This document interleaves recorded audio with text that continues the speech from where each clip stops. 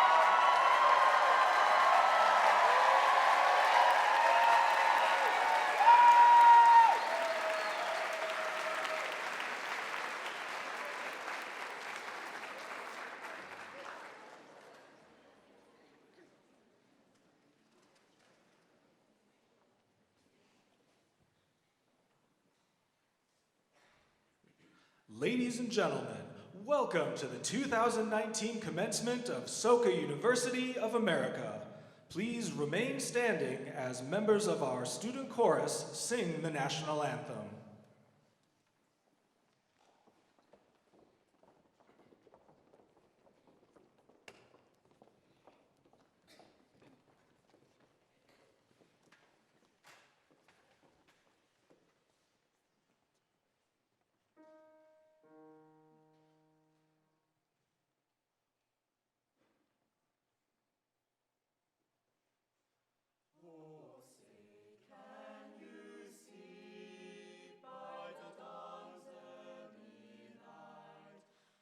So proudly we hailed at the twilight's last gleaming, whose broad stripes and bright stars through the perilous fight, o'er the ramparts we watched were so gallantly streaming, and the rockets red glare, the bombs bursting in air, gave proof through the night that our flag was still there. Oh, say does that star-spangled banner yet wave o'er the land of the free and the home of the brave?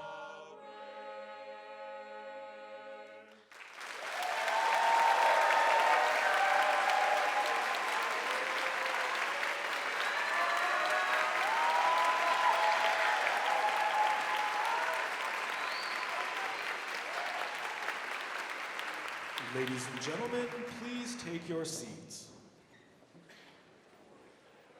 Now, please welcome the President of Soka University of America, Daniel Y. Habuki.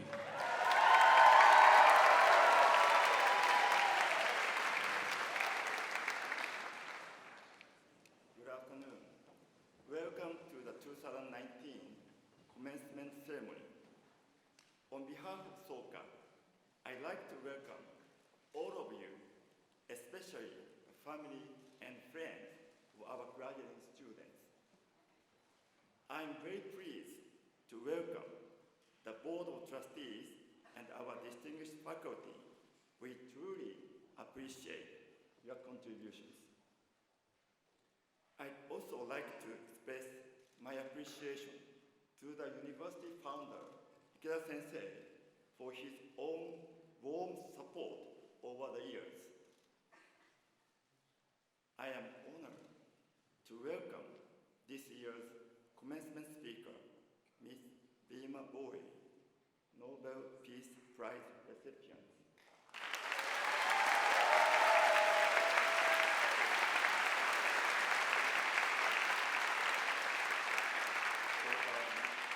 For her non-violent effort in rallying the movements of women, resulting in the end of Liberia's civil war. We are honored to welcome Ms. Bowie back to our campus again.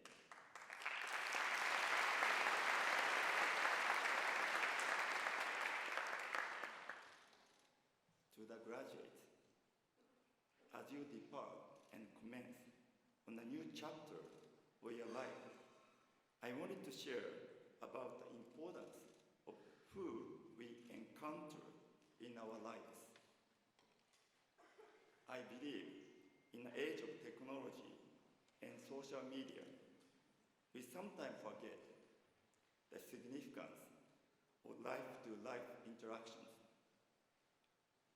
Based on my personal experience, I can confidently say there are many people I encountered who truly inspired my life.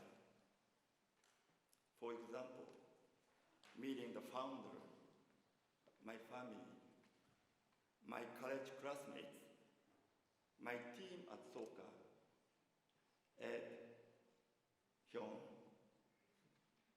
Steve, Matilda, to name a few, and Jose and Maria, who come to my office every morning, smiling and sharing their love for Soka. I appreciate these encounters. Throughout your time at Soka, you met many different people. I'm sure your classmates who became lifelong friends and the staff and faculty who mentored you have inspired your life in ways you may not realize. I believe the more you encounter great people, the brighter your life will shine. In that sense, it is very important who we meet in our lives. At the same time, please know it goes both ways. You also inspire and impact other people's life. It is my hope that you will continue to leave lasting impression and positively inspire those you will meet. Please become a person who will make other people's life shine brighter. In concluding, I'd like to share the following words from the university founder at my own graduation almost 50 years ago. These words motivated me since then. Quote, "The true value of the education you received is determined by your attitude towards your life," end quote. In a sense, more than title or status, I believe the most important result of your education at Soka will show in how you live every day. To the graduate, I really appreciate the encounters I had with you, hearing your stories and hopes for the future. Thank you for inspiring me. To the class of 2019, congratulations on your graduation.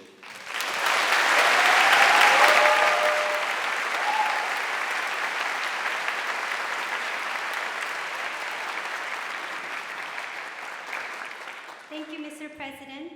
My name is Hyun Moon, Dean of Students here at SUA.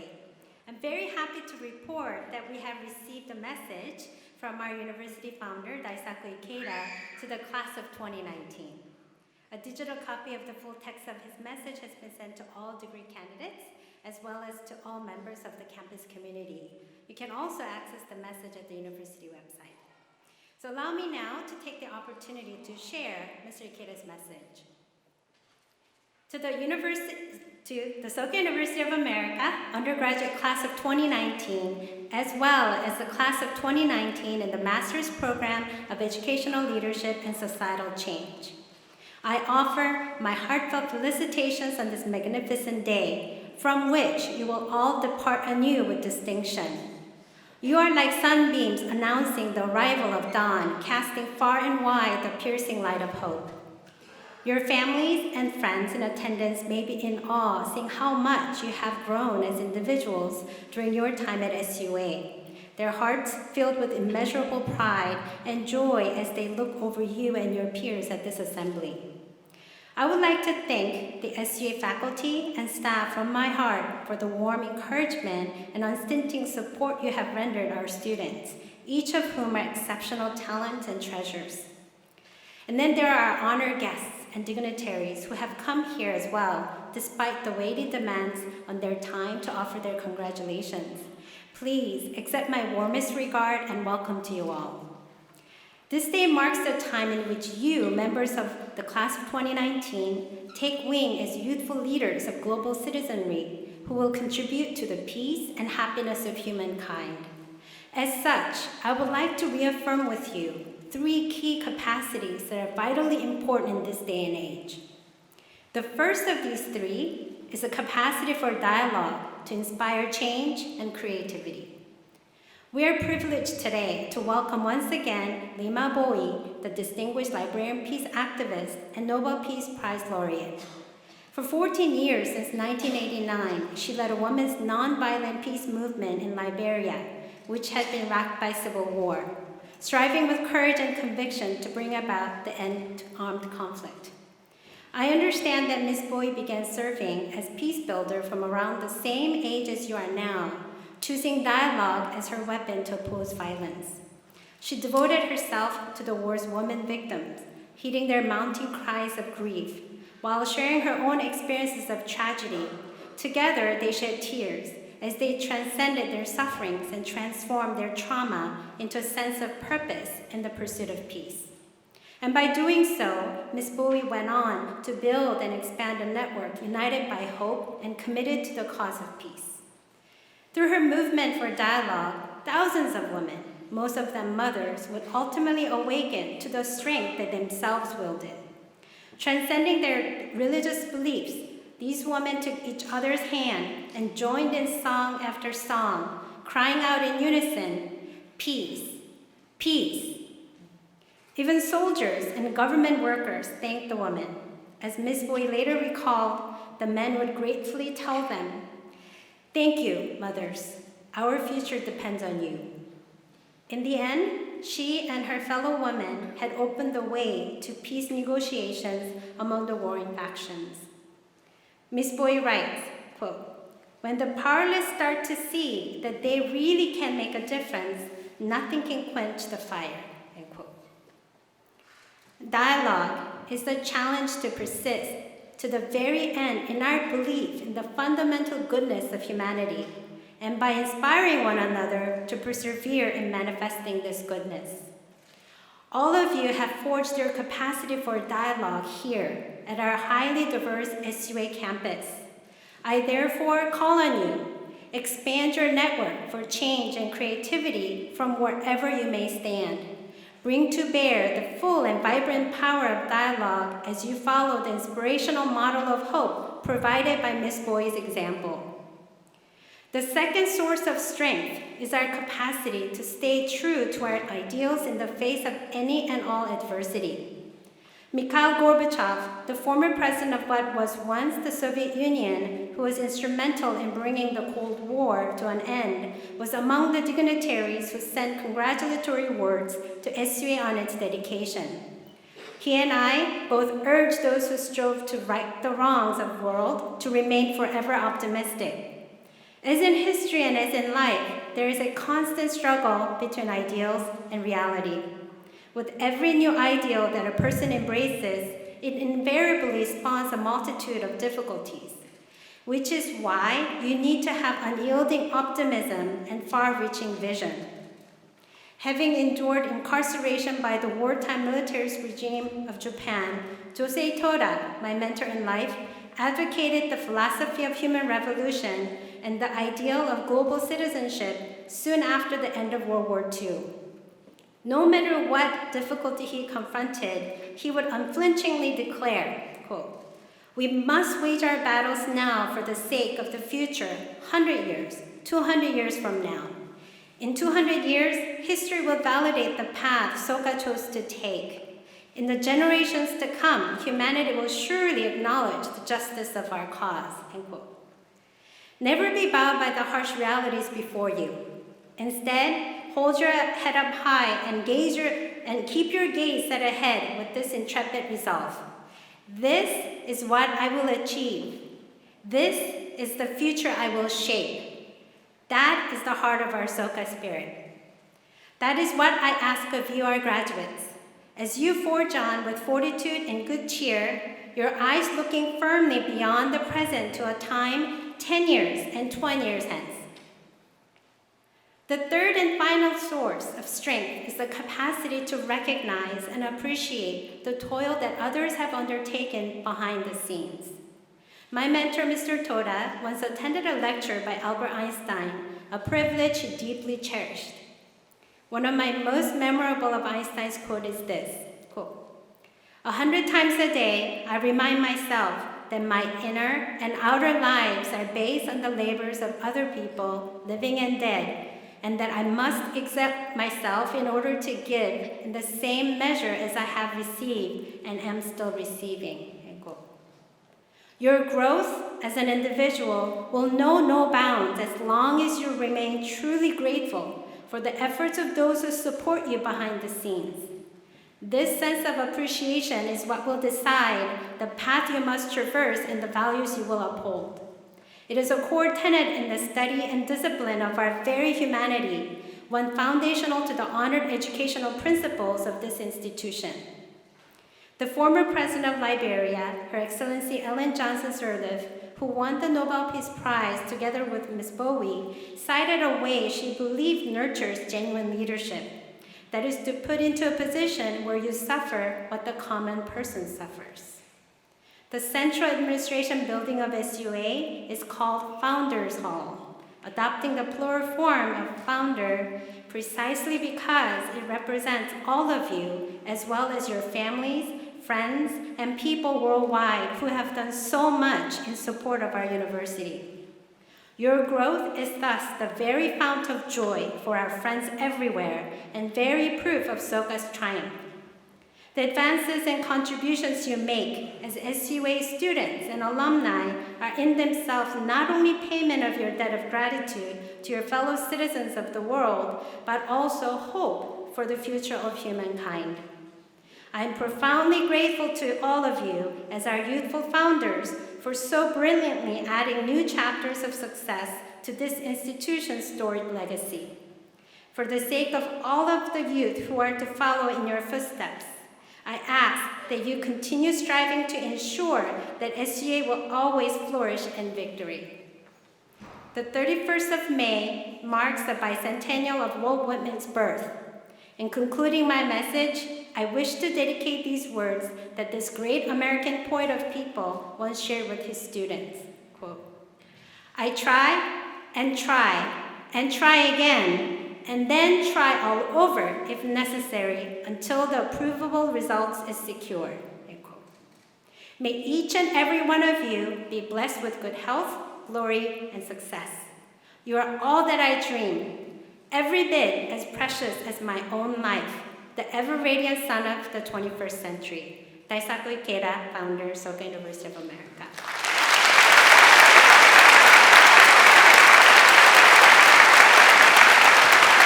And now, please join me in welcoming the student chorus and orchestra, which will be performing the student song on the path of peace.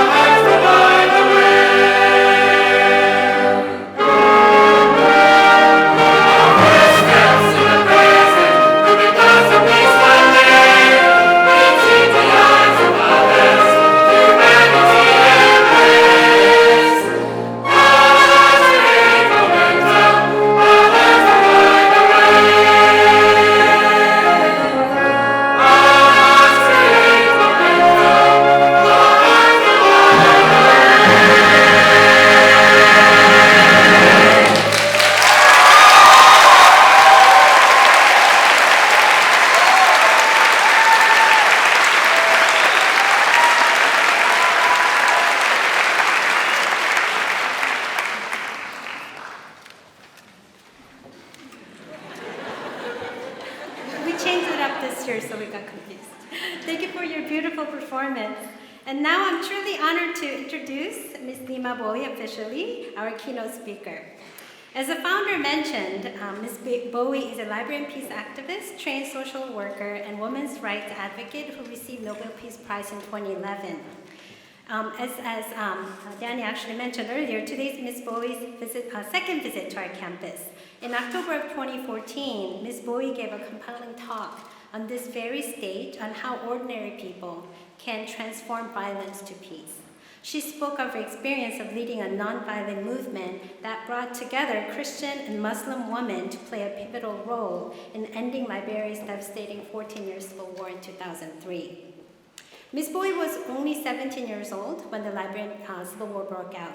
In her own words, quote, "The war started one morning, and by mid-afternoon, I was a woman." Seeing the devastating effect of the war as a young mother and a social worker, she came to believe in women's responsibility to the next generation to work proactively to restore peace. She organized her fellow Christian women to mobilize for peace and collaborated with Muslim women, giving rise to the interfaith movement known as the Women of Liberia Mass Action for Peace. Ms. Bowie was appointed as the spokesperson and led the women in weeks-long public protests that grew to include thousands of committed women. These public protests ultimately led to ousting of corrupt regime, exile of a ruthless leader, and election of Africa's first female head of state. Since this historic achievement in 2003, Ms. Bowie has emerged as a global leader. She has founded various foundations, initiatives, and networks for peace, and is an advisor for numerous organizations. In 2016, she was awarded the Lifetime Africa Achievement Prize for Peace in Africa by the Millennium Excellence Foundation. In 2017, she was selected by the UN Secretary General to serve as a member of his high-level advisory board on mediation. In 2018, she was appointed to the G7 Gender Equality Advisory Council during Canada's G7 presidency. She currently serves as Executive Director of the Women, Peace, and Security Program at Columbia University's Earth Institute. On behalf of Soka University, a warm welcome back to Ms. Nima Bowie. At this time, there will be a special presentation to Ms. Bowie by President Habuki. As usual, I made a mistake. As usual, my team member helped me to correct. I appreciate you. Thank you. Well, at this time, it is my great pleasure to be able to confer Soka University of America's highest award of honor on our commencement speaker, Ms. Bowie. Will you please step forward? May I read this certificate? Soka University of America, highest award of honor, Nima Bowie. In honor of your outstanding dedication to Soka University of America and for your personal commitment to the humanistic ideal upon which it was founded, the university hereby recognizes your contribution to the youth of the future and their development as global citizens of the 21st century. On this 24th day of May 2019, Daisaku Ikeda founder Daniel Y. Habuki.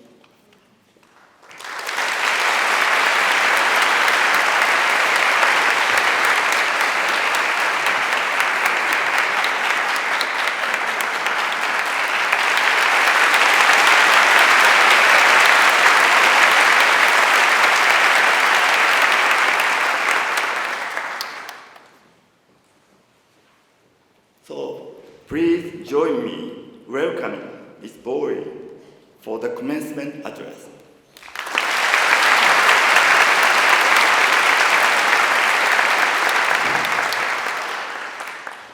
Thank you so much, and thank you, Ms. Moon, for not going too deep into the profile. One part of it you left out that I always love is that I have one husband and 8 children. President Habuki, founder Ikeda, Board of Trustees, vice presidents, dean, faculty, staff, distinguished ladies and gentlemen, proud parents and guardians and family members, class of 2019.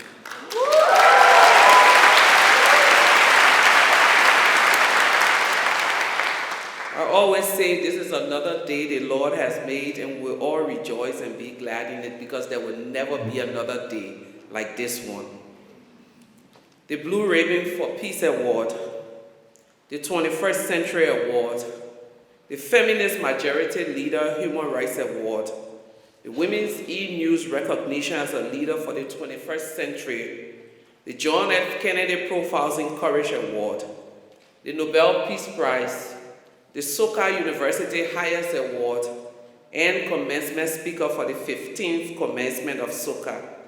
No one, absolutely no one would have prepared me for these awards and honors, given that 23 years ago, I was broke, virtually homeless, and a single mother of 4 children with no outlook of my future. My intentions today is to have a conversation about life, the journey of self-knowledge and its relationship to courage.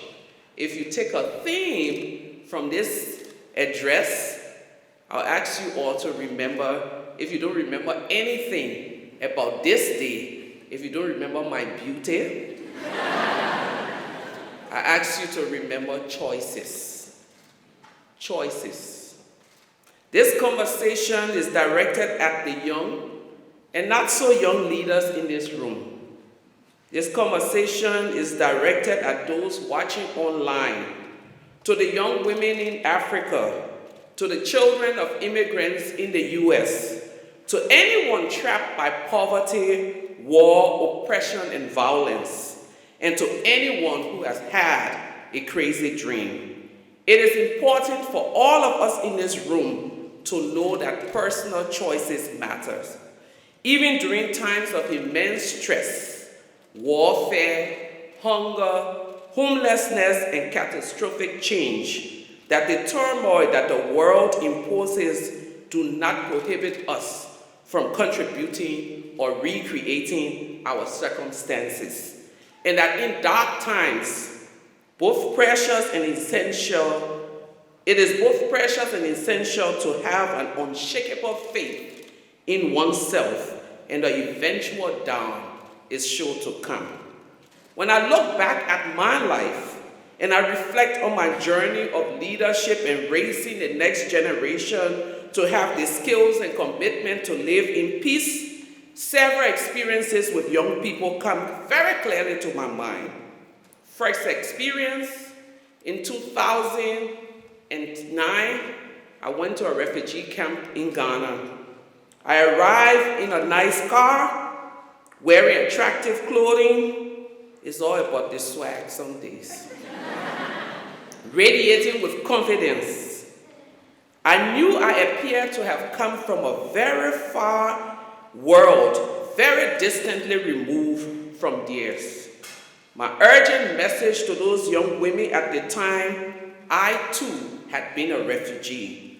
When I had my 3rd child, I slept on the cold floor of a hospital for a week. He was 2 pounds. I didn't have the money to pay the doctor bill. He fitted in my hand. Our space was on the floor in the hospital. I would put him in my clothes to keep him warm. That became his incubator. That 2-pound infant who was struggling to breathe on his own, and all of the different things did not lure me into alcoholism and prostitution that was available all around me. I wanted no girl in the camp to have that same experience on the cold floor, and urge them to remember that the refugee experience, with all its desperation, was just a dark stop on the journey, and they too could walk in shoes like mine in the future. The second memory is of a young boy, perhaps 16 years old, who was a student at an elite private school in New York, where I had been invited to speak. After telling my story, this young man approached me to talk about his own mother and his experience as the son of an immigrant. He felt deeply the difference between his own life and that of his mother's life, and how it impacted their relationship with his mother. He was also very conscious of how his different experiences of his classmates, coming from poverty, they coming from wealth. I asked him if he had been awarded a scholarship, and he said no. I asked him what job his mother did. She was a cleaning lady for some rich folks. I asked him, did he own a Nintendo Wii? He said yes. Did he own other gadgets and cell phones that his friends had? He said yes. But still he did not understand why his mother did not wear nice clothes, why she didn't interact with the kind of people that his friend's mother interacted with. Why would she choose to send me to this school when she will not be like these people? Your mother is inspired by your future, I told him. I think I know what is in her heart, because my own son is about your age. More than anything in this life, she desires your success. She never had the privileged education you are having. She never played a computer game. She never knew leisure. She may never wear designer clothes like the friends of your mothers or your friends' mothers, or do the things that they do. But when you become an attorney, when you become an architect, when you become a national leader, because of her effort, it will be as though she had those good things in life and her own story will be transformed. With tears in his eyes, he told me he understood. But it was the story of my own choices of my life and my family that brought him that understanding. My own self-awareness began to dawn on me about 22 years ago. Before that conversation, I had just returned from Ghana to Liberia as a refugee, where I had abruptly fled an abusive husband, not this one, whose victim was all too often my 4-year-old son. I was sunk in silent depression, overwhelmed with finding myself at 25, penniless, mother of 4, hitchhiking to my parents' home. I had no idea how I could continue. Nearby, as I lie in a chair that had become my comfort, my sister asked my then 4-year-old, "How was your life in Ghana?" He said, "Not good." "But your mother was there, and didn't that make it nice?" "No." See how she's sitting there? That's all she did in Ghana. She just sat. She said she was sick and did nothing. Hearing his ingenious response to a caring adult, it pierced me like an arrow. For the first time, I saw how desperately he needed me. And I knew I had to rise above my own sufferings in order to support my children. The road to peace requires a coming to peace with oneself, a clear-eyed confrontation with reality that takes place on a far more private stage than do mass demonstrations and continental politics. I would not have been able to inspire you all today, inspire girls in Ghana, give insight to a young man in New York, or to help transform a nation for that matter, without my own stark confrontation with the choices that I had made. This meant letting go of blaming my parents, letting go of blaming the war, letting go of blaming single motherhood for the depression and sense of brutality that engulfed me. It meant coming to grips with the fact that I was the only adult who could think for my children to ensure their care. It meant escaping a crippling hopelessness and in its place building self-esteem, step by tiny step. It meant disentangling myself from an abusive relationship, educating myself, finding mentors and angels, and learning to be a warm and nurturing parent. It meant doing all of these things against the dark and relentless backdrop of a civil war.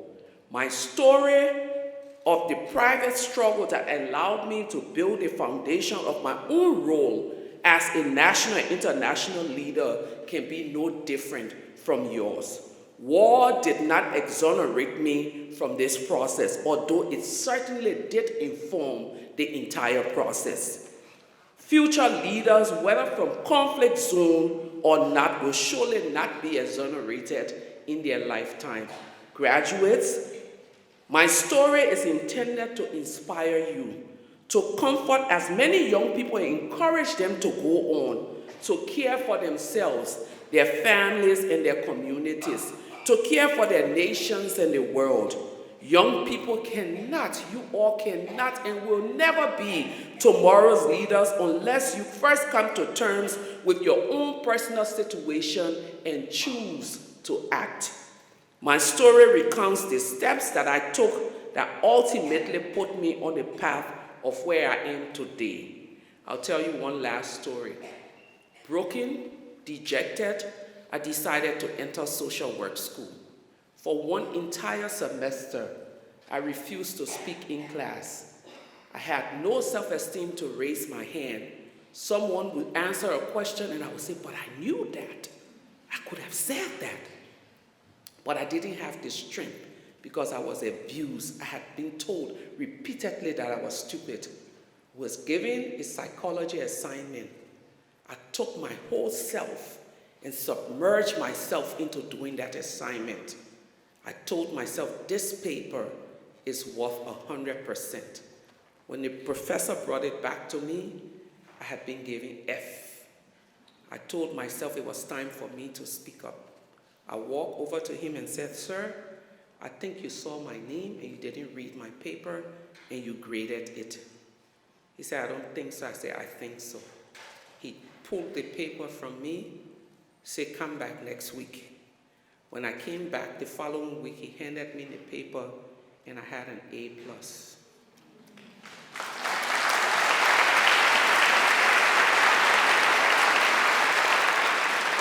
I walked out of that room, and every step that I took out of that room, I made a choice that no more will people judge me on the basis of my silence. No more will people think that I'm not intelligent on the basis of me having no self-esteem. I will use my voice in this world now and always. As we gather here to celebrate you all graduates, as you put your academic brilliance on display today as a result of your graduation, as you begin your professional dreams and journey, and you begin to recount or count all of your successes to date and into the future, it is time for you to have a deep understanding of your stories and motivations that you can step out and be someone by the choices that you make to transform our world. Join me as we create a better world. I thank you all.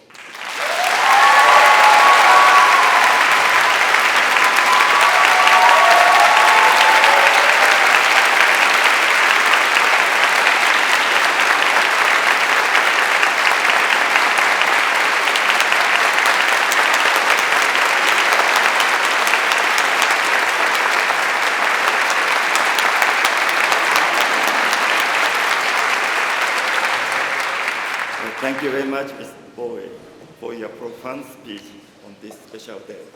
I really, really appreciate it. Now, I'd like to ask Dean of Graduate School, Dr. Tomoko Takahashi, to present the candidates for the graduate degree. Thank you, Mr. President. Ladies and gentlemen, it is my great honor to present to you the graduate school class of 2019. As the founding dean of the graduate school, it is an especially great pleasure for me to introduce the master's degree candidates. Will the master's degree candidates please stand?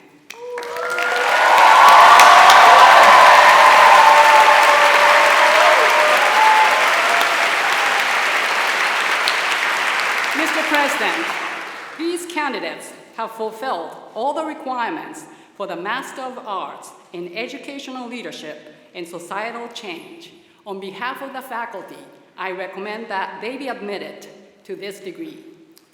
With the recommendation of the faculty, the approval of both trustee, and by the authority vested in me, the President of Soka University of America, I confer upon you the degree of Master of Arts with all the rights and privileges pertaining thereto. As a symbol of your graduation, please move your tassels from the right to the left.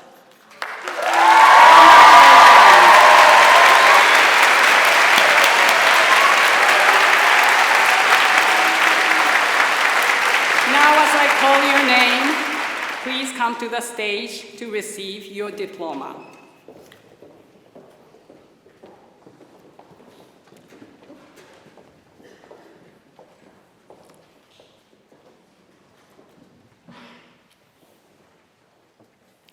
Maya Gunaseharan.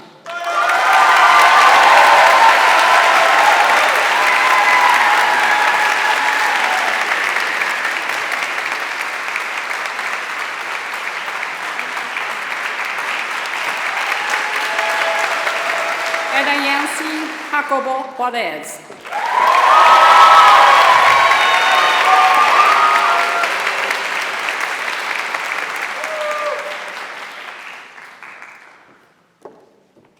Aditi Lal.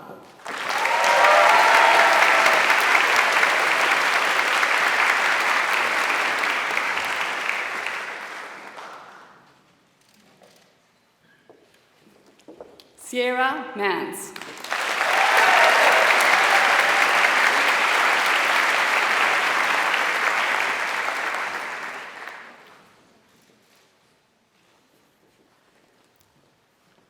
Sari Nakayama.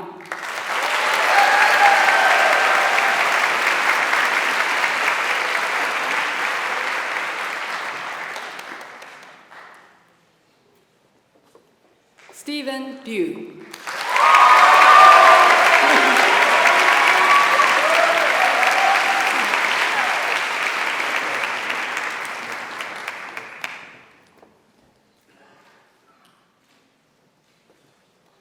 Mitsuko Shimizu.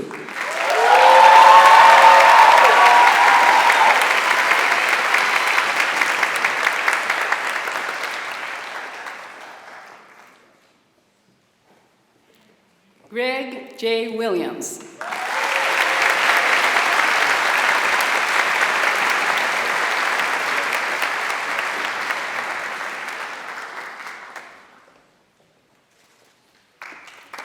My heartfelt congratulations to the graduate school class of 2019.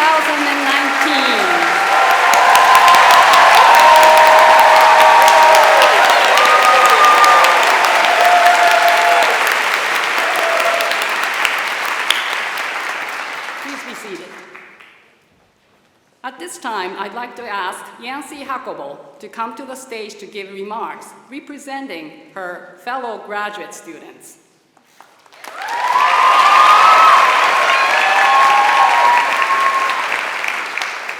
Good afternoon, friends, family, and distinguished guests. Welcome to Soka University of America. And thank you for joining us in celebrating one more educational accomplishment. For me, it's earning my MA in Educational Leadership and Societal Change. It never really dawned on me that I would one day be pursuing a degree in the field of education. I had no experience teaching within the walls of a classroom, so how could I be an educator? Education, however, has always brought me joy. In elementary school, I attended summer school for fun, to read books. In high school, my teacher's love for reading further cemented my own passion for literature. These books transported me to other lands, and I discovered my love for exploration. I made it my goal to see the world as much as I possibly could. In college, I embarked upon the journey of a lifetime and set sail around the world for an entire semester. Even though I was living out my dream, what really made my heart leap were the connections made with individuals around the world. I wanted more.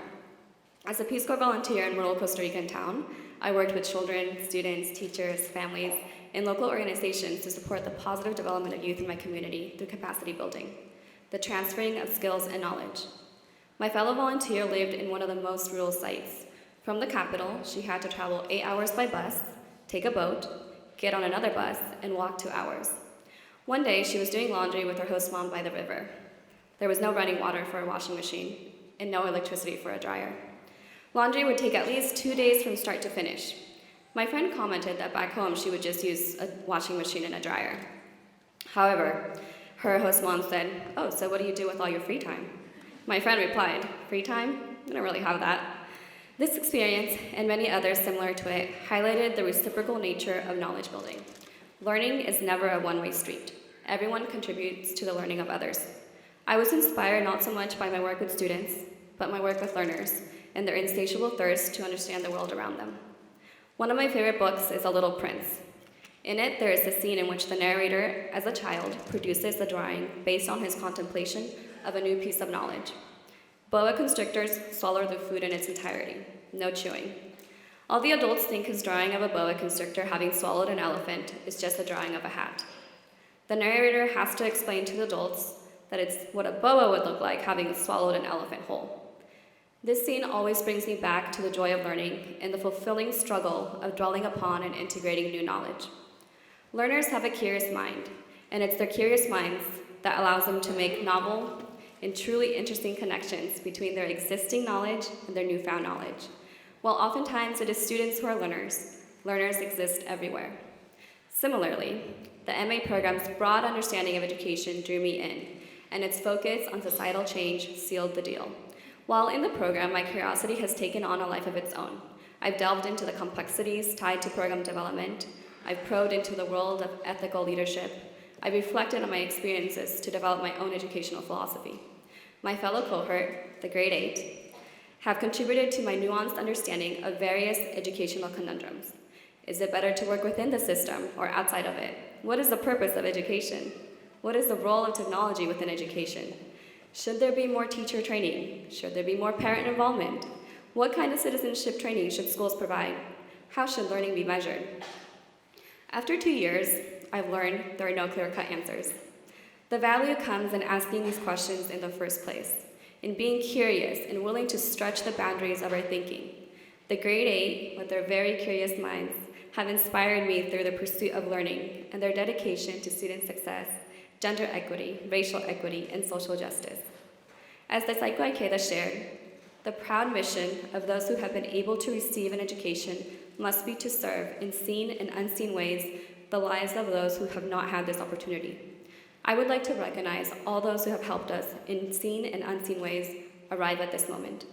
Thank you to my parents, who were only a few years younger than I am now when they first arrived to this country, with their hands empty and their hearts full of hope. Gracias a mis padres, porque con su amor y gran apoyo hicieron posible este logro.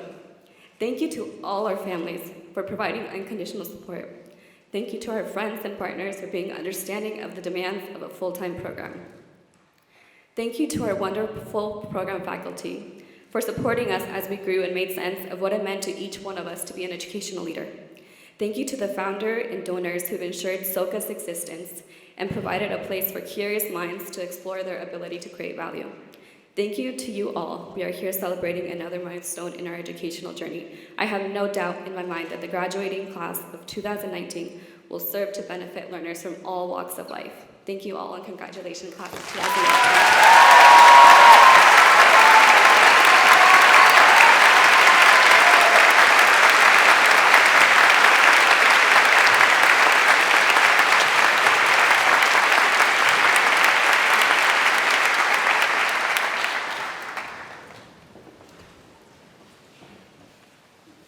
Now, I'd like to ask Vice President of Academic Affairs and Chief Academic Officer, Dr. Edward Fiesel, to present the candidates for the undergraduate degree.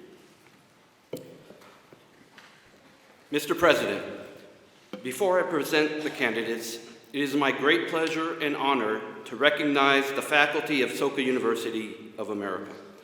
Our faculty are mentors and friends. In their teaching, they inspire. In their scholarship, they set an example of lifelong learning and intellectual inquiry. Ladies and gentlemen, and especially the class of 2019, I invite you to recognize and thank them for all of their special efforts. Would our faculty please stand?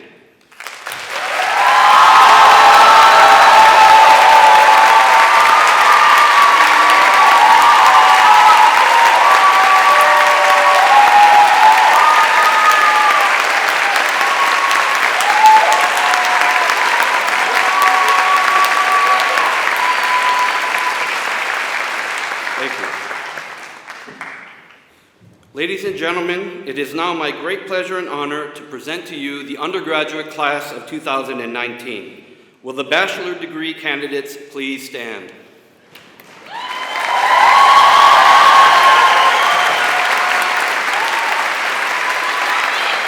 Mr. President, these candidates have fulfilled all the requirements for the Bachelor of Arts in Liberal Arts. On behalf of the faculty, I recommend that they be admitted to this degree.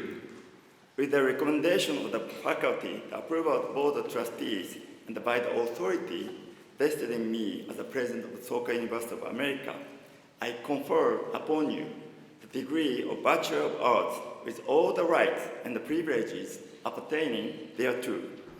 As a symbol of your graduation, please move your tassels from the right to the left.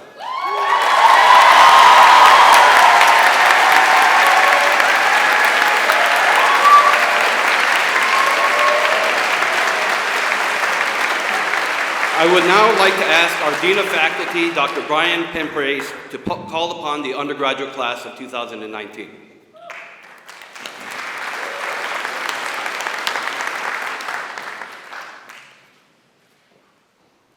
Today we are presenting degrees to students of the undergraduate class of 2019.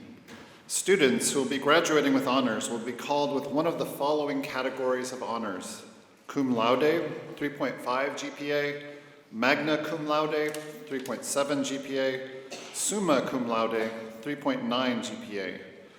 Will the candidates please come to the center of the stage to receive their diplomas?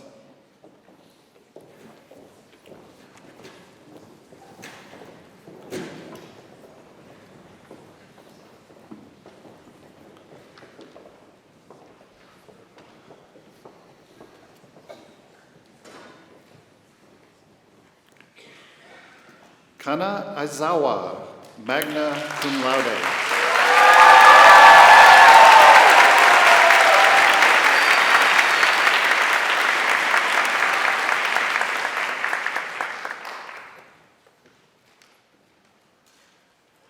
Akemi Akawa, magna cum laude.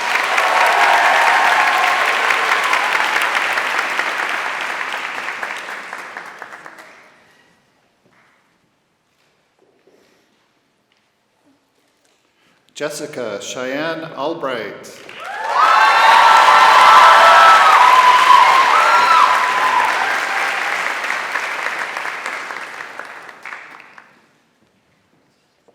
Madeline Faye Allman.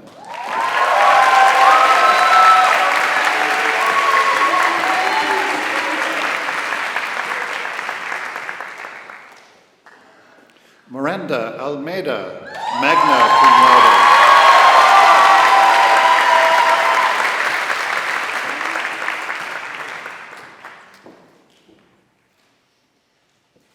Lyndon Amundsen, summa cum laude.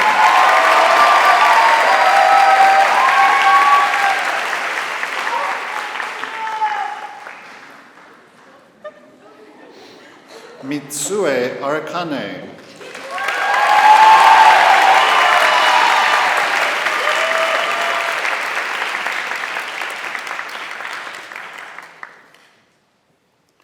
Chloe Wren Ballard, cum laude.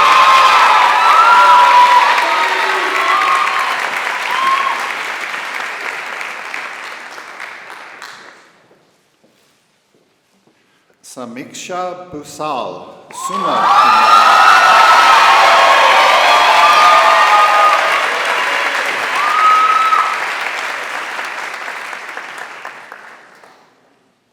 Max Begansky, summa cum laude.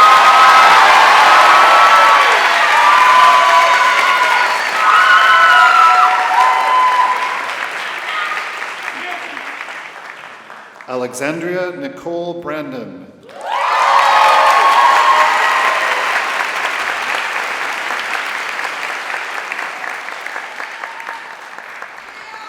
Julia Brenner, magna cum laude.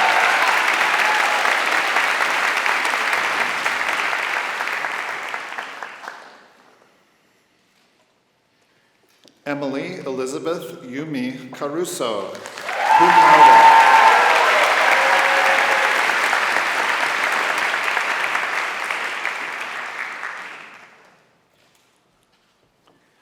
Ting Chang, summa cum laude.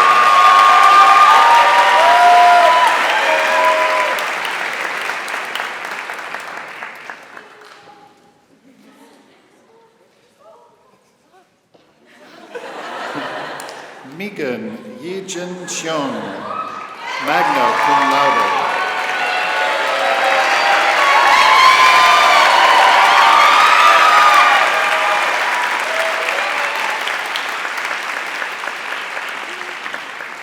Nicholas Kok Leong Chang, cum laude.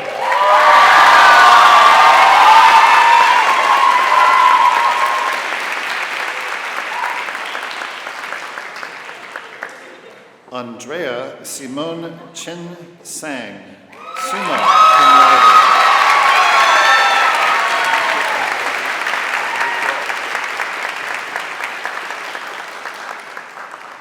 Lee Chong, summa cum laude.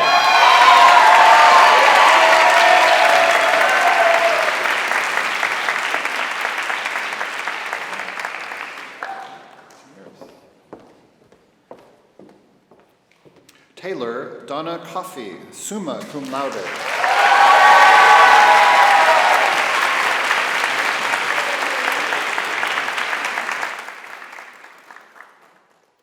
Tamiris Cristina de Silva, magna cum laude.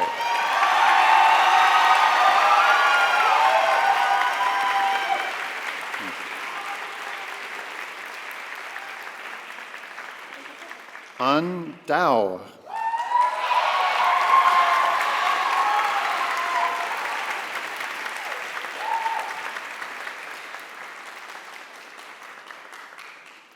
Alicia Davis, magna cum laude.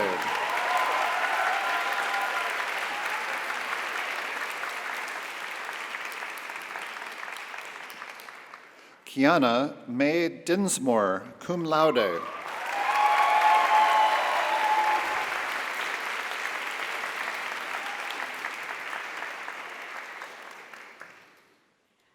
Sophia Dugas, magna cum laude.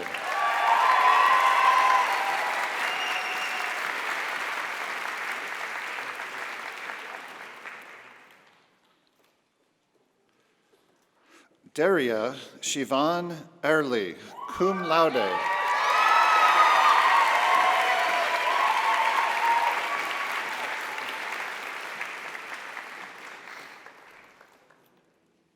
Zoe Fry, magna cum laude.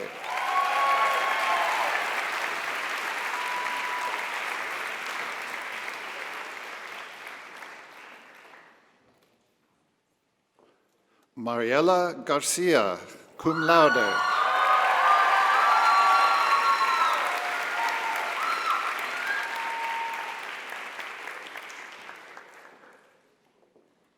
Emmanuel Gebrameskel, magna cum laude.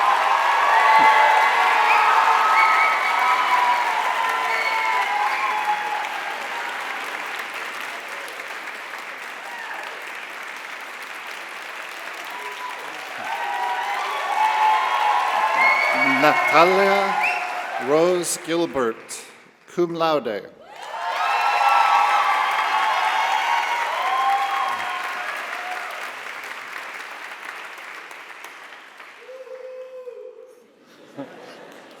Elliot Goldstein, magna cum laude.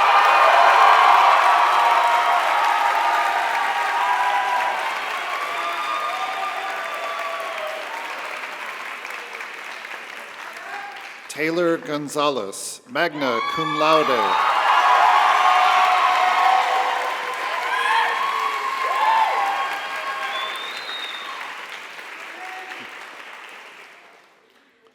Emma Elizabeth Grant Dreyer, cum laude.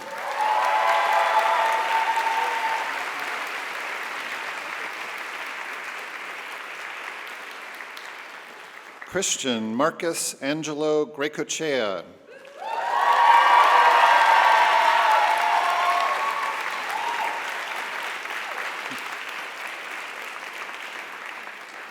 Ria Leanne Hartwell, cum laude.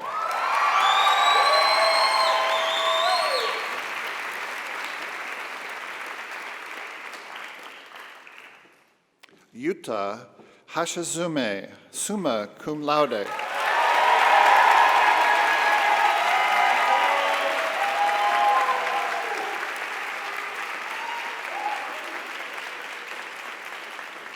Sophie Ayumi Hasuo, cum laude.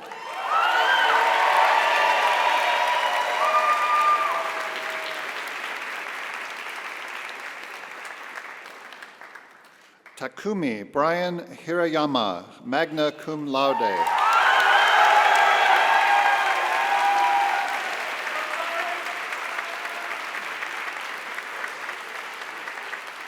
Miyuki Horiguchi, magna cum laude.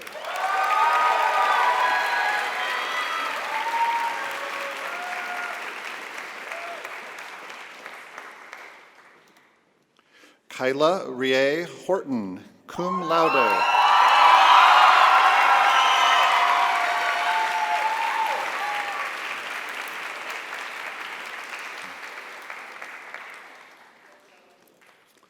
Za Lin Tet, cum laude.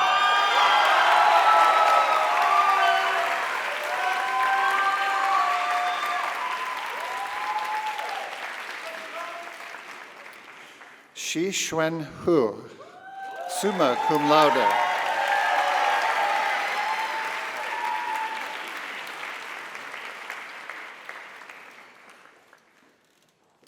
Tatsuki Ichijo, magna cum laude.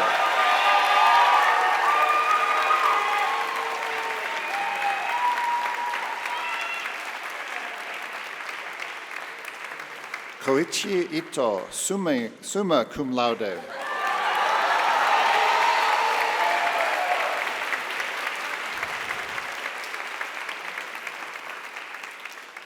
Jun Mika Ayoda, cum laude.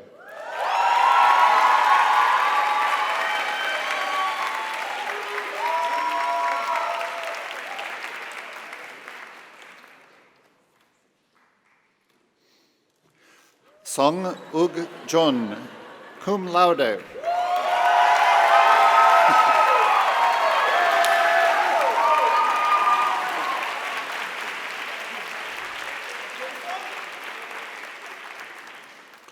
Hiroyuki Jino, magna cum laude.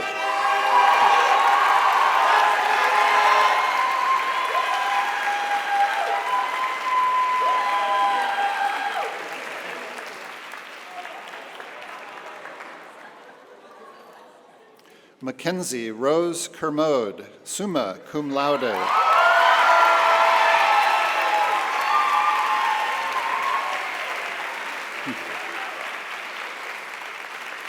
Eiichi Kikuchi, summa cum laude.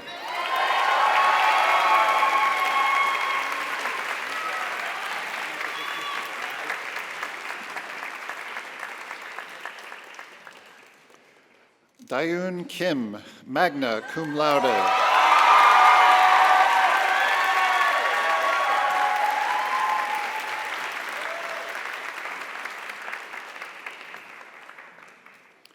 Jiwon Kim, summa cum laude.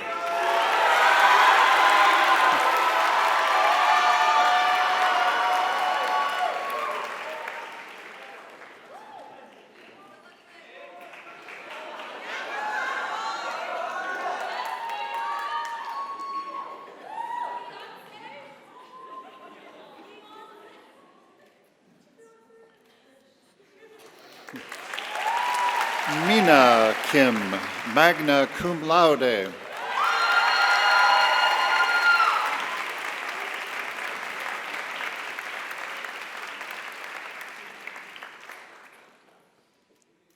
Sunwee Kim, cum laude.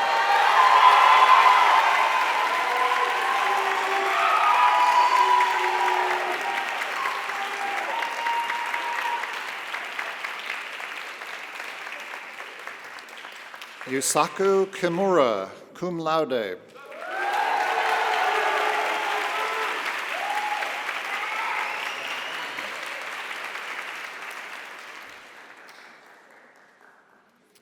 Mitsuyoshi Kudo, magna cum laude.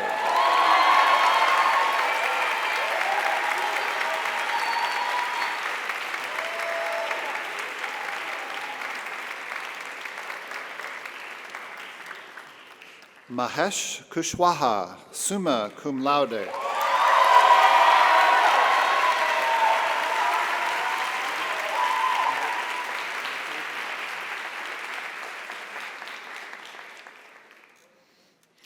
Aaron Jacob Kuiper, magna cum laude.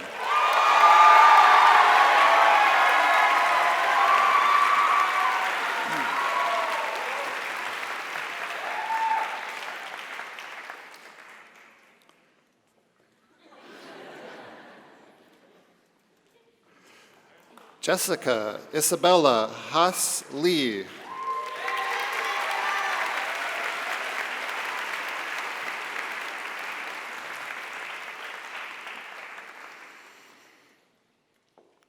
Min Rue Lee, magna cum laude.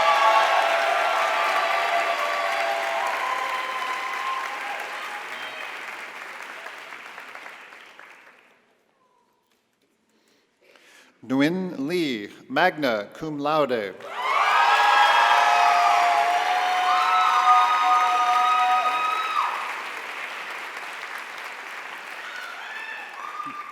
Lana Lewis Leaf, cum laude.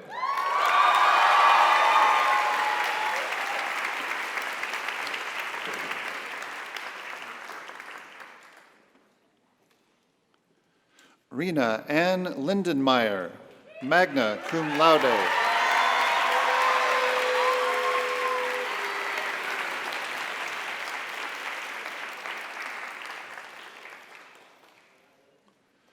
Aileen Lucy Longmore.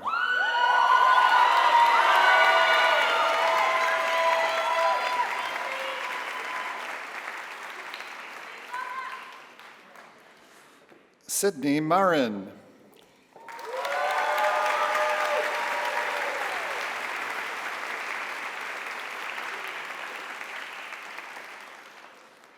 Celeste Marquez, cum laude.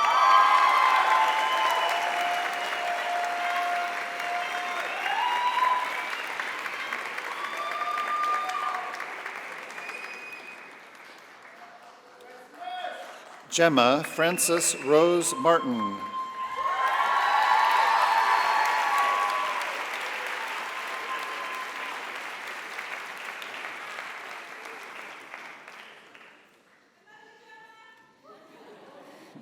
Marie Matsubara.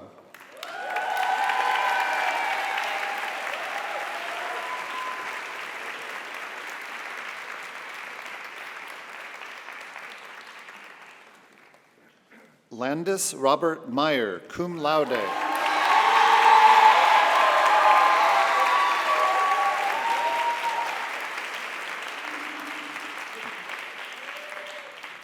Prashank Mishra, summa cum laude.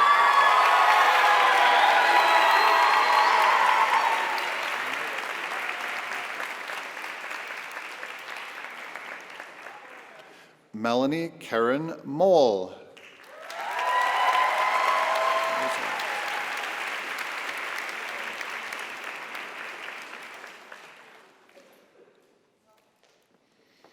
Elijah Jorge Montana.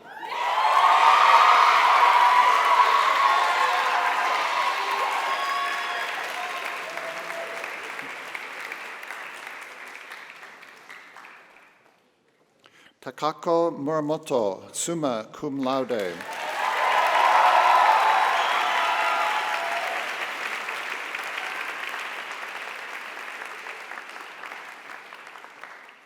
Ayaka Koko Nakabayashi, magna cum laude.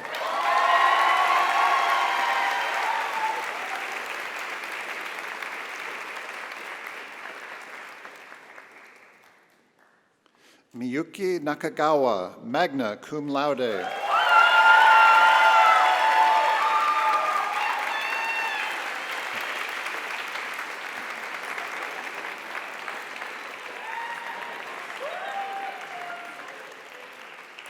Ryan Nakazaki, magna cum laude.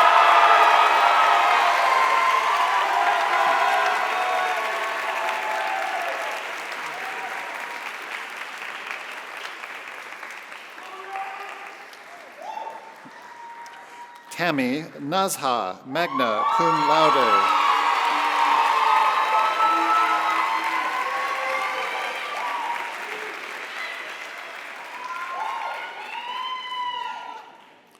Lauren Ng, summa cum laude.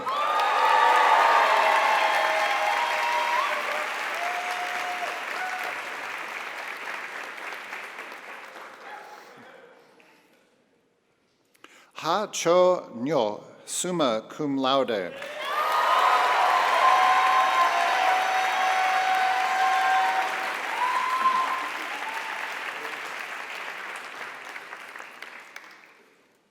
Tam Nyo.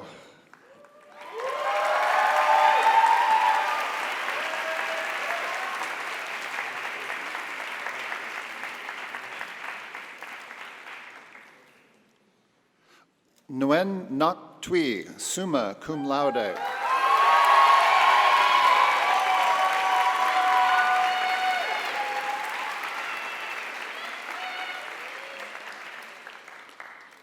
Michael Note.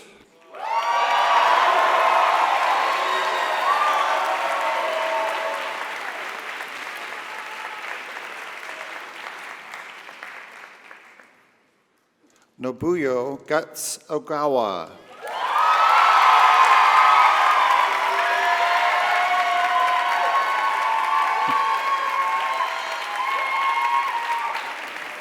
Miku Okamura, magna cum laude.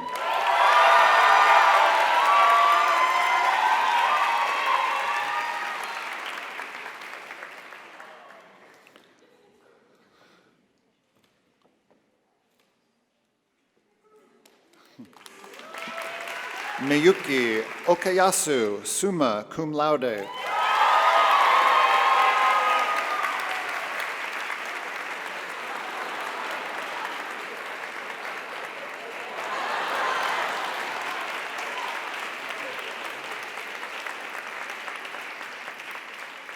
Asmita Pandey, magna cum laude.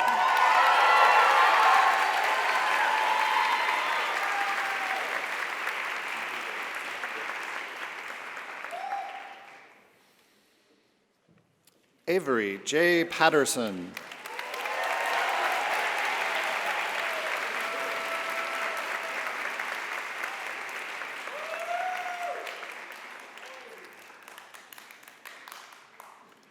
Isaiah Polite, cum laude.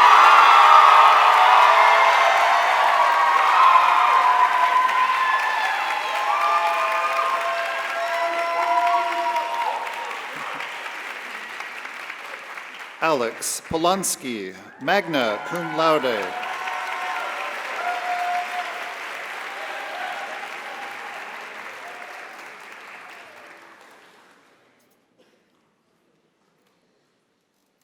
Adriana Puente Reinhardt, magna cum laude.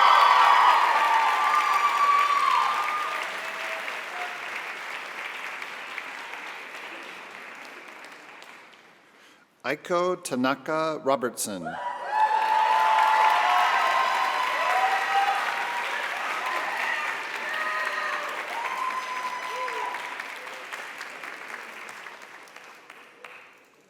Daniela Paola Sandoval, magna cum laude.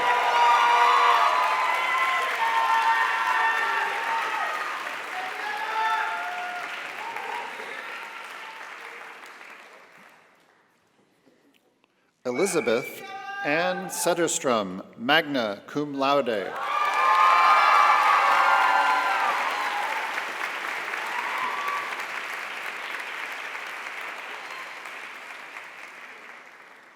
Prasun Shrestha, summa cum laude.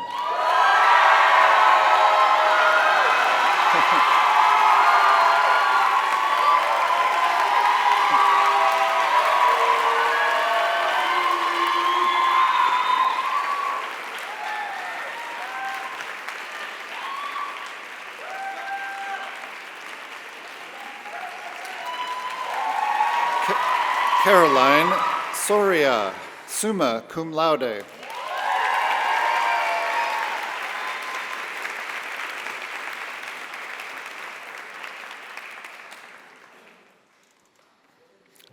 Emma Kate Steer, magna cum laude.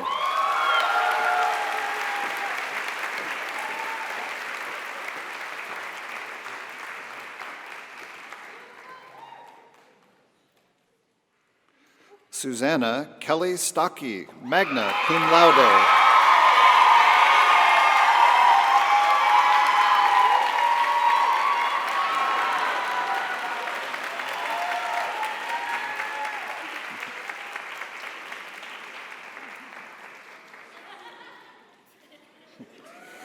Chinami Sukiyama, cum laude.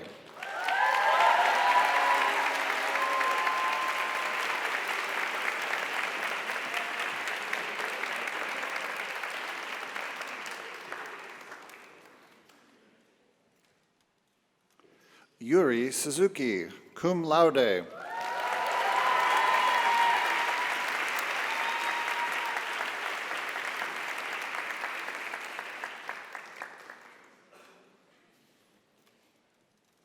Samantha Cricket Swinney, cum laude.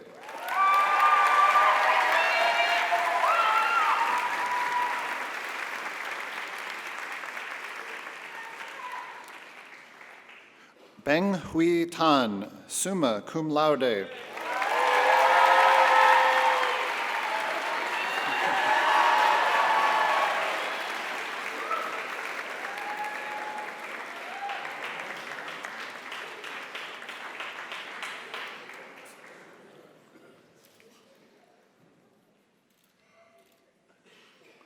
Hung Jet Tan, cum laude.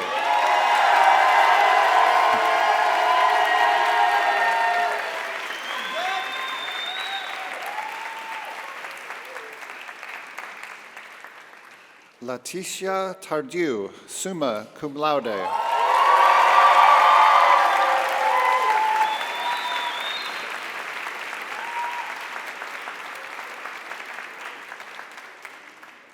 Emily Tashiro, cum laude.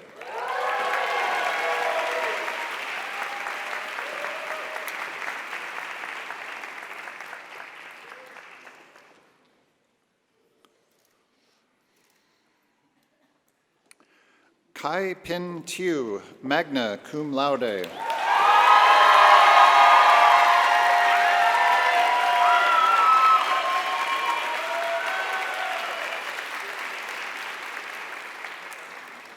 Sophia Torres, magna cum laude.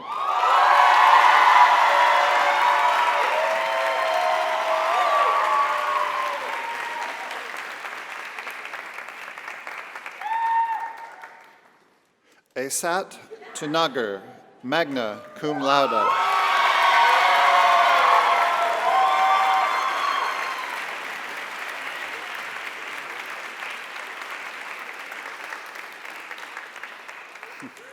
Yuto Urakami, magna cum laude.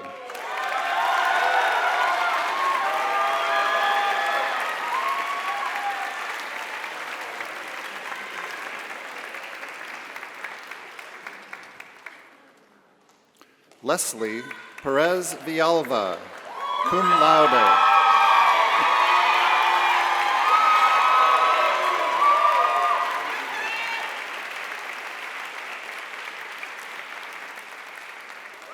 Joseph Winkler, magna cum laude.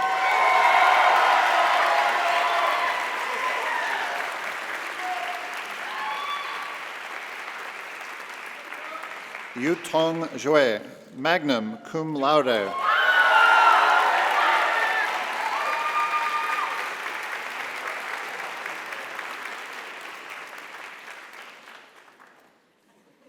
Sumiri Yamada, cum laude.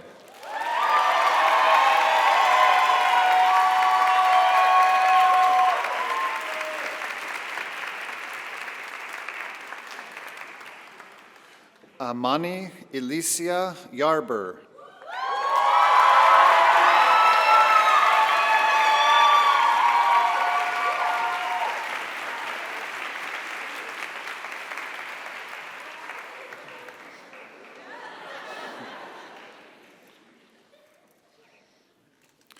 Vasil Danielov Yorgov, cum laude.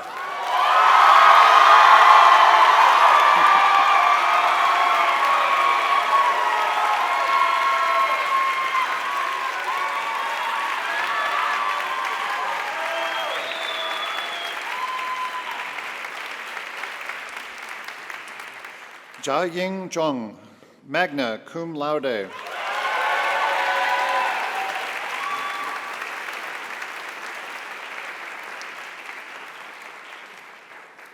Sarah Zobin, magna cum laude.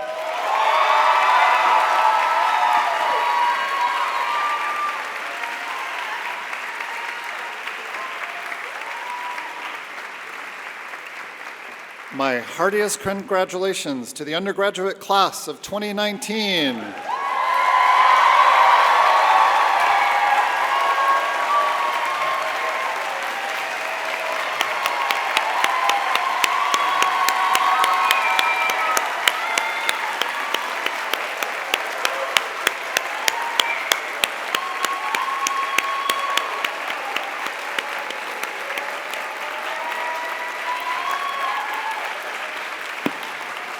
Congratulations.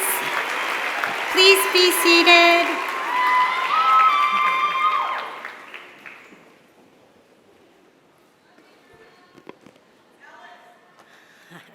Today's graduating seniors have selected from among their peers 3 students to speak on their behalf. Please welcome first to the stage Emmanuel Gebre-Mescal.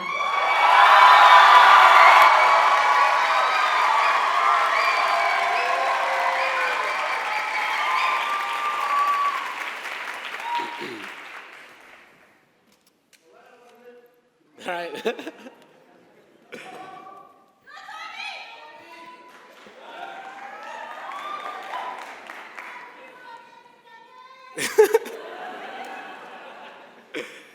All right. Good afternoon, happily crying parents, texting siblings, and lively grandparents.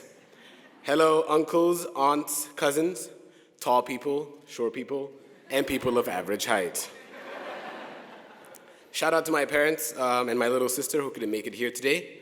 I'm sorry that you had to miss my commencement again. Hello to everyone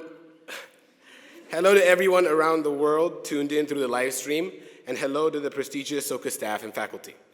First, I would like to make it known that I wouldn't be standing here today giving this speech if it wasn't for the heroism of one of my closest friends, Hiroyuki Jinno.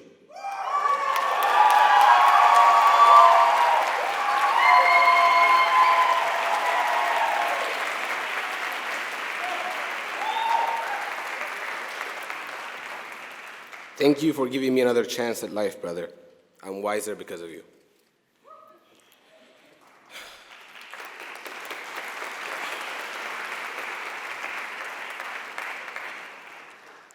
It truly is an honor to stand before you today and represent the class of 2019.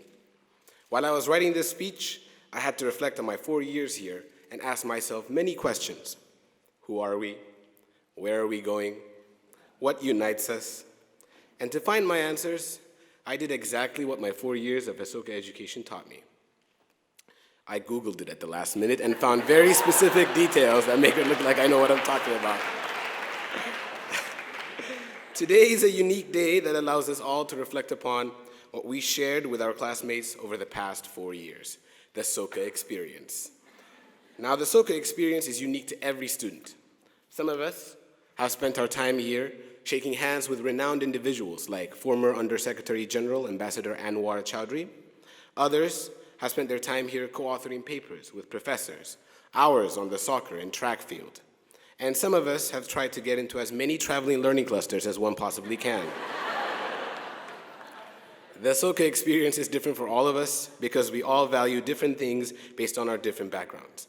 Isn't it amazing how we've all been here for the last 4 years with students from all over the world, like Nepal, Korea, Japan, Afghanistan, and people from all over the United States? Each of us are so unique in our own way that we want to change Soka slightly differently. Some of us would like to have more math classes. Others would like Soka to divest from fossil fuels, and some of us just want better coffee in the cafeteria. Soka, to me, was a dazzling revelation. The many classes with their scope, their scale, and their worldly ambition produced an electric experience, and I soaked every bit of it in. I couldn't pick between the international studies and social behavioral sciences concentrations, so I concentrated in both, which requires many hours of gruesome work, but also it involves many hours of goofing off, acquiring hobbies and interests, and exploiting the many resources of this great university, like the gym. I did all of that and gained from it immeasurably.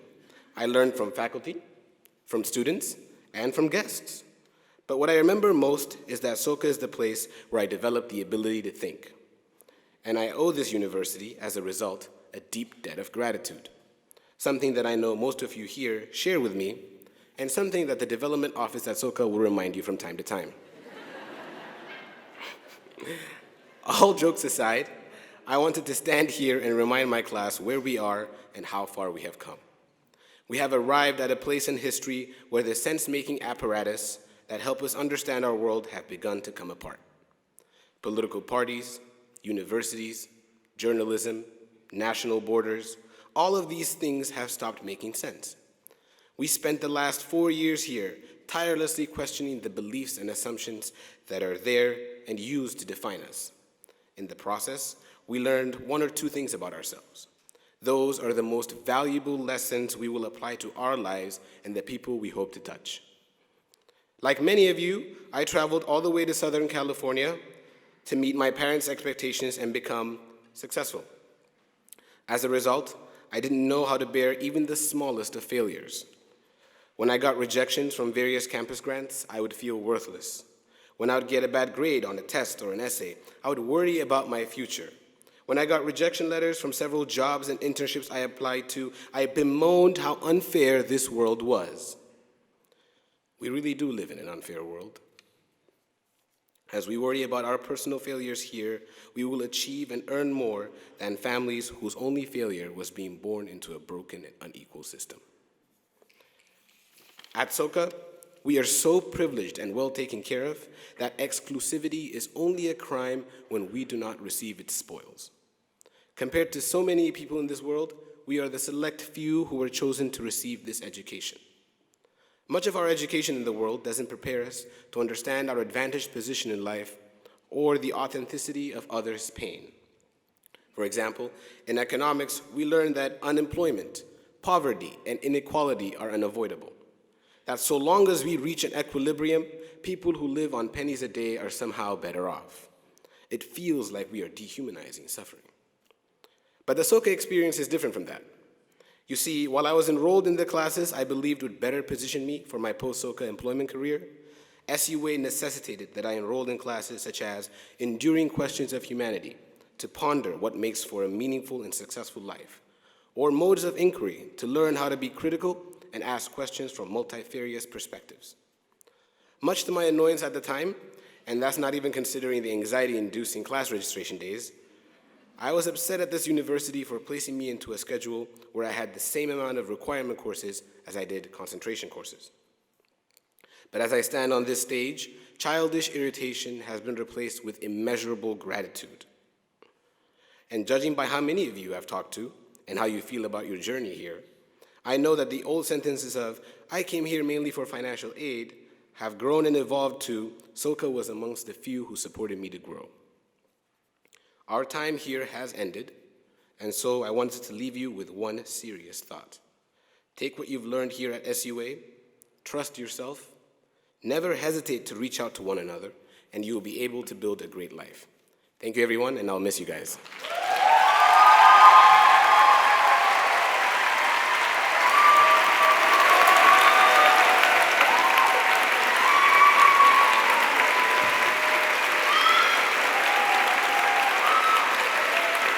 Thank you, Emmanuel.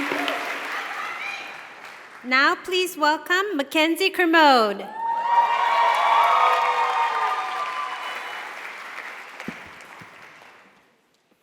Hi, everyone.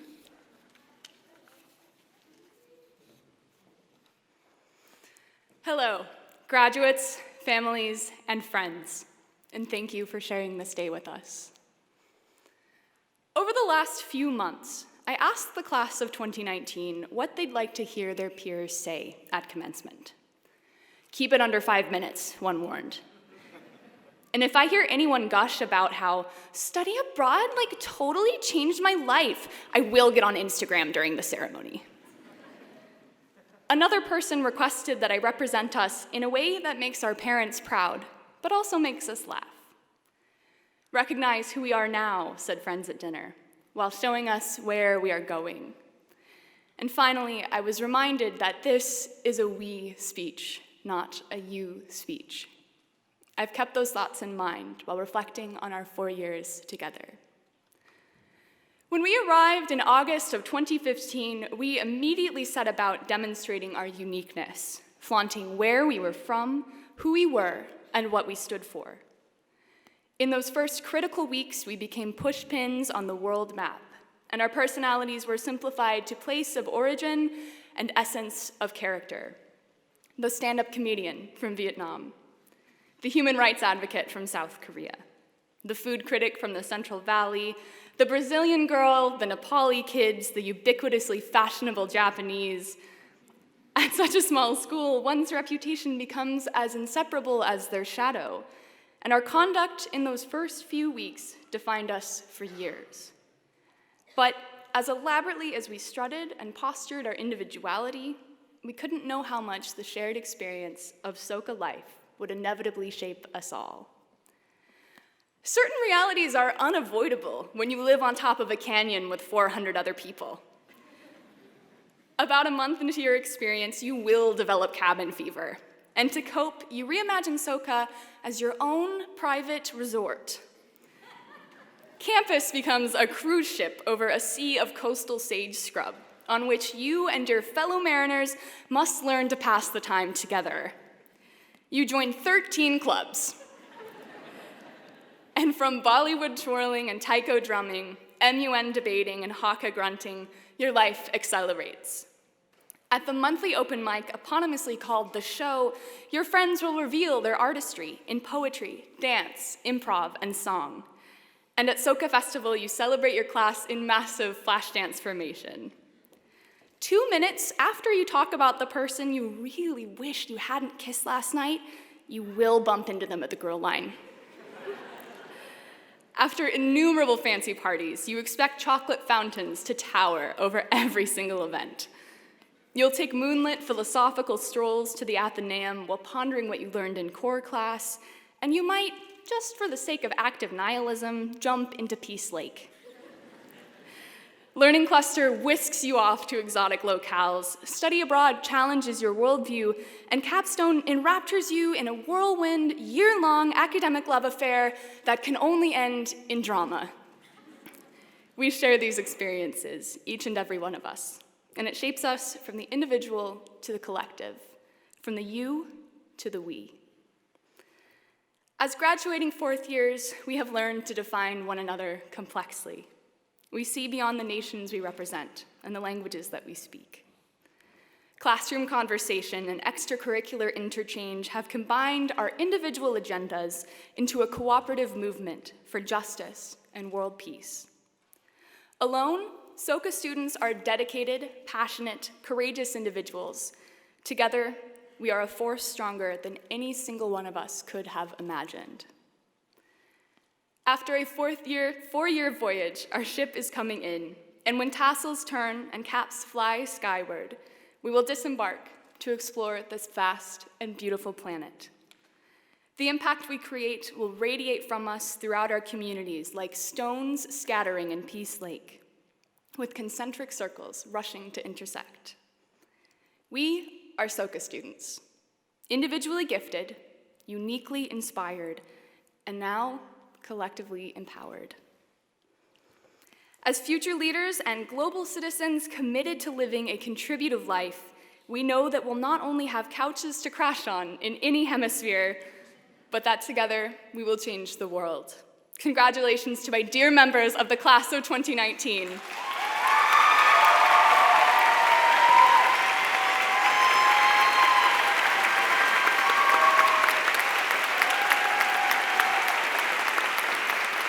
Thank you, Mackenzie. Also representing the class of 2019, please welcome Max Bagansky.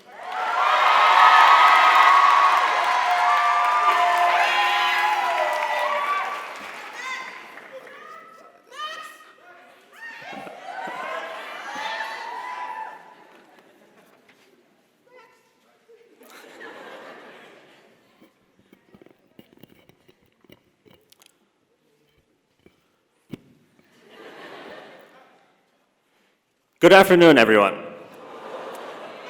To the parents, family, and friends of the class of 2019, welcome and thank you. To the SUA administration and faculty, SUA students, housing, cafeteria, security, mailroom and facilities staff, and shuttle drivers, I give my sincerest appreciation on behalf of the graduating seniors.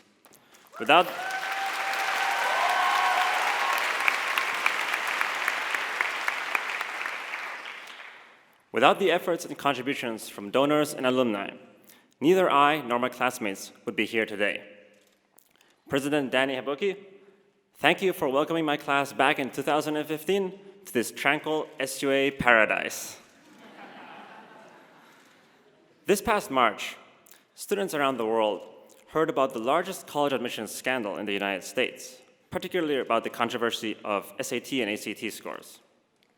Upon hearing this news, I thought about the stress and anxiousness surrounding the college application process. I recalled my memories from 2013 when I stood in line at the SAT test center. Before coming to SUA, I had never been enrolled in any school, so the test scores were a crucial component of my application.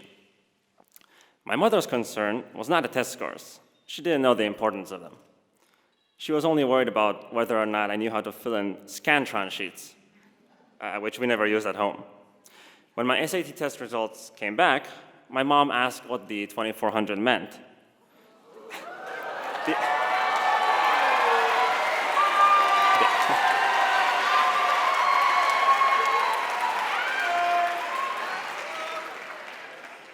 Being a homeschooled student, I also had to take 2 subject tests, which I did just 3 weeks after the general test. I got back scores of 800 in physics and 800 in math.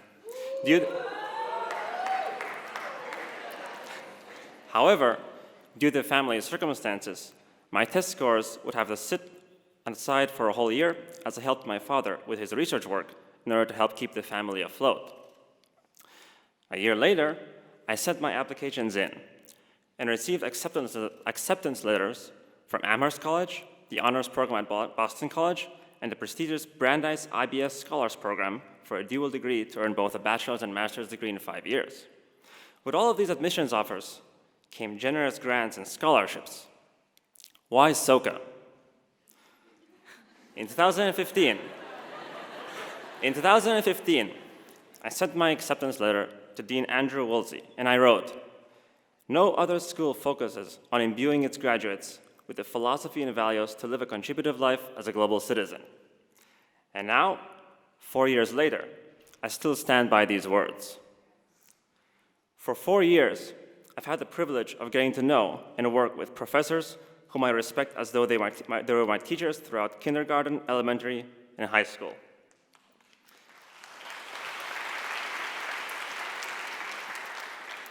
In my first year, I was a member of the Scholars Peak residential community.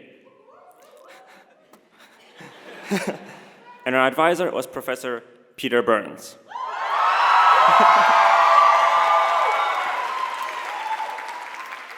Fast forward a few years later, he became my academic advisor and finally my capstone mentor.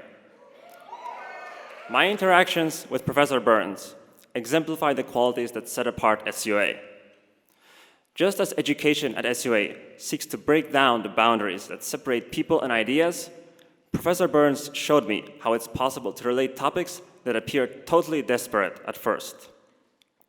I experienced this firsthand when I went to Disneyland for the first time, along with my classmates in a learning cluster taught by Professor Burns, in which we studied the politics of the theme park. Our class also saw evidence of the problems of homelessness and social and economic inequality outside the park. That a month-long college class could combine research about an icon of popular culture with the sobering examination of city politics showed me the power of education in broadening perspectives. The class of 2019 has lived, learned, and grown together while confronting the challenges and enjoying the triumphs that face a varied yet close-knit community of young adults striving to better not only themselves, but also the world around them. I will forever remember the bonds of friendship that I developed with my classmates and that have guided me into a world that I'd never known before. My class of 2019, thank you for the 4 gifts you have given me. In my first year, your gift of friendship. As a non-traditional homeschooler, I was oblivious of interactions with my age group. Back then, just entering the SUA cafeteria would give me some anxiety, with a simple hi or hello being enough to freeze me in my tracks. As a sophomore, your gift of understanding. By then, my social peculiarities must have been apparent, and yet your warm smiles and camaraderie assured me that we are one. As a junior, your gift of compassion. Although I had never drank beer or alcohol, and still have not, I was not left out, and I'd still be welcome to parties with water or soda doing the job. As a senior, your gift of kindness is the reason why I'm standing here today. The class of 2019 gave me this opportunity to stand here and represent them on our final day together as SUA students. Your 4 gifts of friendship, understanding, compassion, and kindness will be with me forever. Though I could not take with me the letter Y, that's you, my class of 2019. Facebook will do. After 4 years, the letter F evolved into the letter L, that is luck, love. Thank you for the luck, and for that, I, Max Bagansky, am very lucky. I will miss all of you in the class of 2019 very much, but I will not miss SUA, as I will be returning here for graduate school this fall.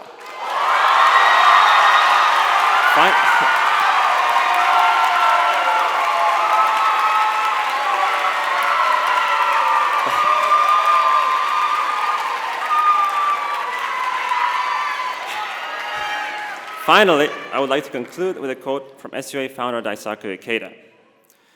Those who always have a sense of appreciation and gratitude never reach an impasse in life. Thank you.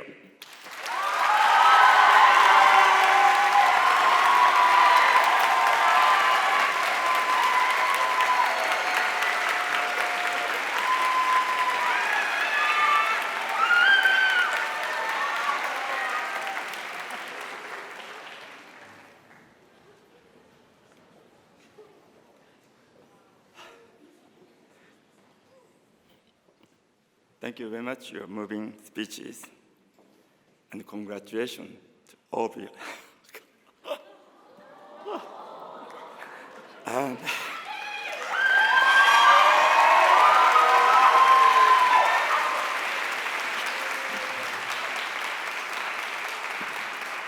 smiling.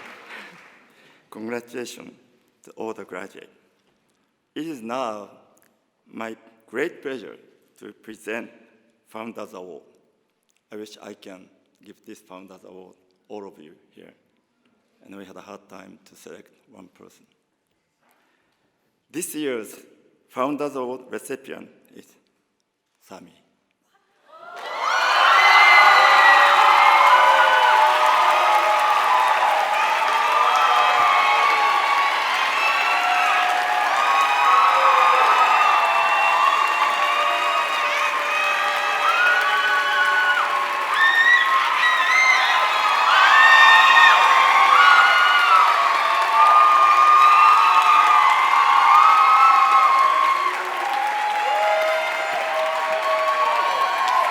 Founders Award, Sami Busao.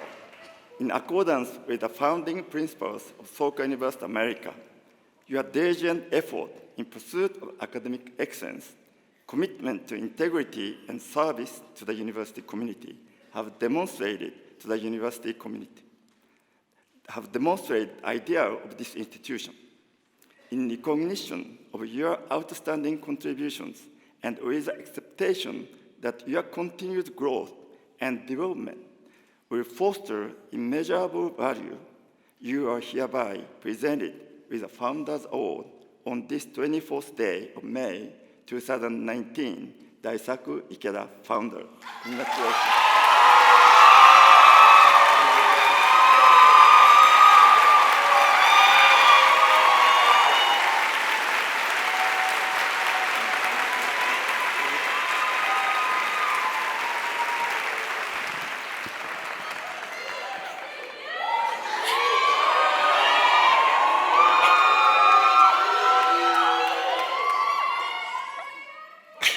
I did not plan for this, so.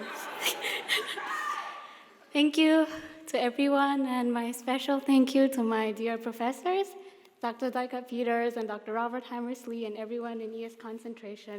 You guys have been families to me. Like, my families are not here today, but you guys have been my family, like, as I navigated my adult life. Like, you've been there for me, and I really appreciate everything. Thank you so much. And thank you to my class for everything you've done for me. It has been such a grateful time. Thank you, everyone. Thank you.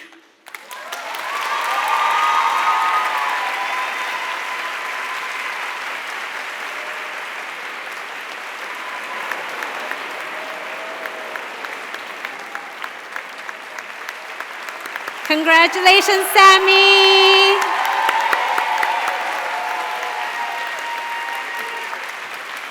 As you must have observed by now, we're fortunate at SUA to have such a rich and talented pool of young singers and musicians.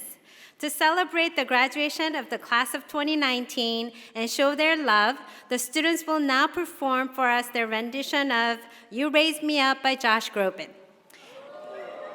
After the performance, we will begin the recessional. For your safety, please remain seated until the music stops and the platform party and the class of 2019 have exited the stage. Directly following the recessional, please join us for a reception by the fountain by the Founders Hall. Now, please welcome the SUA Student Chorus and Orchestra.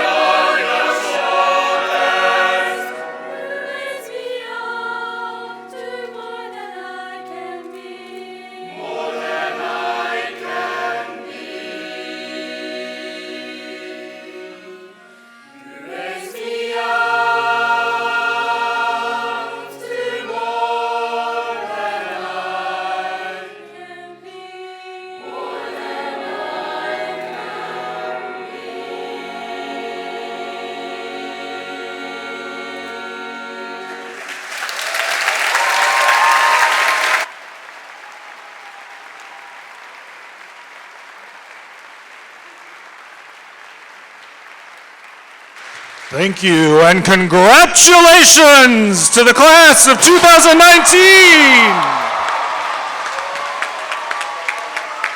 Thank you once again for your attendance today. We will now begin the recessional.